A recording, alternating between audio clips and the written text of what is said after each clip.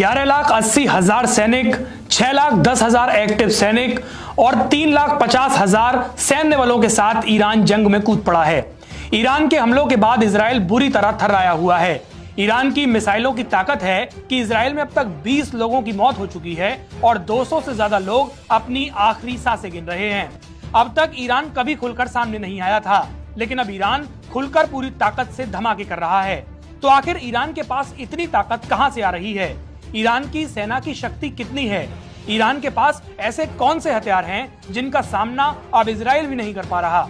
America की धमकियों के बावजूद ईरान ने इजराइल को दहला रखा है। तो चलिए आपको बताते हैं कि ईरान की सैन्य शक्ति कितनी है। द टाइम्स ऑफ इजराइल की रिपोर्ट के अनुसार इन मिसाइलों ने तेल अवीव, बैटयाम और उत्तरी शहर तमरा पर हमला किया, जिससे भारी तबाही हुई। अकेले बैटयाम में तो 20 लोगों की तलाश जारी है, जिनका अभी तक पता ही नहीं चला।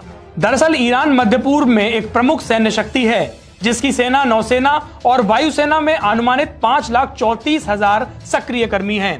ऑनलाइन सैन्य रैंकिंग वेबसाइट के मुताबिक 136 देशों में ईरान का दुनिया में 13वां स्थान है। उनकी सूची 50वें अधिक कारकों से आधारित है, जिसमें गैर परमाणु बमों, जनशक्ति, भूगोल और वित्त में युद्ध निर्माण क्षमता शामिल है। अन्य क्षेत्रीय शक्तियों की तुलना में तुर्की 9वें स्थान पर, मिस्र 12वें, इजराइल 16वें और सऊदी अरब 26वें स्थान पर है। 1980 और 88 के ईरान इराक युद्ध में लंबे समय तक ईरान की जनता के भरपूर समर्थन से ईरान युद्ध में टिका रहा। ईरान का रक्षा बजट $16 बिलियन है। आइए अब आपको ईरानी फोर्स की ताकत के बारे में बताते हैं। ईरान की सैन्य संरचना की सबसे खास बात है उसकी कमान प्रणाली। ये कोई पारंपरिक सेना नहीं है। ईरान ने अपने सशस्त्र बलों को 2 धड़ों में बांटा है। पहला है आर्टिस यानी पारंपरिक राष्ट्रीय बल और दूसरा इस्लामिक रिवॉल्यूशनरी गार्ड्स कॉर्प यानी IRGC। आर्टिस की जिम्मेदारी है देश की सीमाओं की रक्षा और पारंपरिक युद्ध क्षमताओं का संचालन।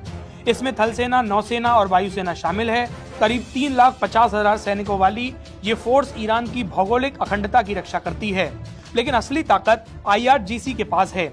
आइए आपको बताते हैं कि IRGC क्या है।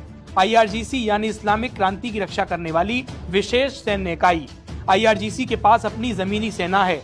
ये एक स्वतंत्र नौसेना यूनिट, एयरोस्पेस डिवीजन और स्पेशल ऑपरेशंस यूनिट भी है। IRGC ईरान की नागरिक सरकार को रिपोर्ट नहीं करता। ये सीधे आयतुल्लाह अली खामनेई के नियंत्रण में है। यही बात इसे ईरान की राजनीतिक शक्ति का असली केंद्र बनाती है। यहीं पर एक और नाम सामने आता है और ये नाम है बासिज बल का। बासिज बल यानी कि IRGC के अधीन एक अर्धसैनिक स्वयंसेवी संगठन। इसकी पहुंच सिर्फ सैन्य अड्डों तक नहीं है, बल्कि ये मोहल्लों, विश्वविद्यालयों और कार्यस्थलों तक फैला हुआ है। ये बल ईरान की सुरक्षा को सामाजिक स्तर तक विस्तारित करता है। अगर ईरान की फोर्स की बात की जाए तो ईरान में 11,80,000 सैनिक हैं, 6,10,000 एक्टिव सैनिक हैं, 3,50,000 रिजर्व सैनिक बल हैं, 2,20,000 पैरामिलिट्री के सैनिक हैं और 42,000 की वायुसेना है। अगर कुल थल सेना की बात करें तो ये सेना 3,50,000 हो जाती है। वहीं नौसैनिकों की बात करें तो ईरान में 18,500 नौसैनिक हैं। ईरान के पास 1996 टैंक, 65,765 सैन्य वाहन, 551 aircraft reserve, 358 active aircraft, 186 fighter jets, 86 transport विमान, 102 trainers aircraft, 129 helicopter, 13 attack helicopter, 580 self propelled artillery और 775 मल्टी लॉन्चर रॉकेट सिस्टम है। इसके अलावा ईरान के पास 101 नौसैनिक एसेट्स, 19 सबमरीन और 21 पेट्रोल वेसल हैं। अंतर्राष्ट्रीय प्रतिबंधों के बीच ईरान ने वो कर दिखाया था जिसकी उम्मीद शायद दुनिया को नहीं थी। तेहरान ने पश्चिमी हथियार बाजारों से कटे होने के बावजूद अपनी घरेलू सैन्य क्षमताओं को लगातार मजबूत किया और आज ईरान स्वदेशी सैन्य उद्योग में पश्चिम एशिया में लगातार तेजी से उभर रहा है। ईरान की सबसे बड़ी ताकत है उसका मिसाइल शस्त्रागार। यहाँ शाहब मिसाइल फैमिली, इमाद और खुर्रम शहर जैसी मध्यम दूरी की बैलिस्टिक मिसाइलें देश की रक्षा को एक नई परिभाषा दे रही हैं।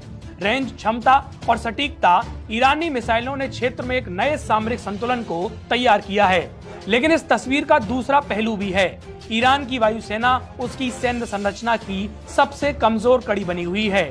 ईरानी एयरफोर्स आज भी मुख्य रूप से 1970 के दशक के विमानों पर निर्भर है, जैसे कि F4 Phantom, F5 tiger, F14 Tomcat और कुछ सोवियत युग के MiG-19 पुराने एयरफ्रेम। सीमित रखाव और स्पेयर पार्ट्स की कमी की वजह से ये लगातार ईरान की शक्ति को कमजोर कर रहे हैं।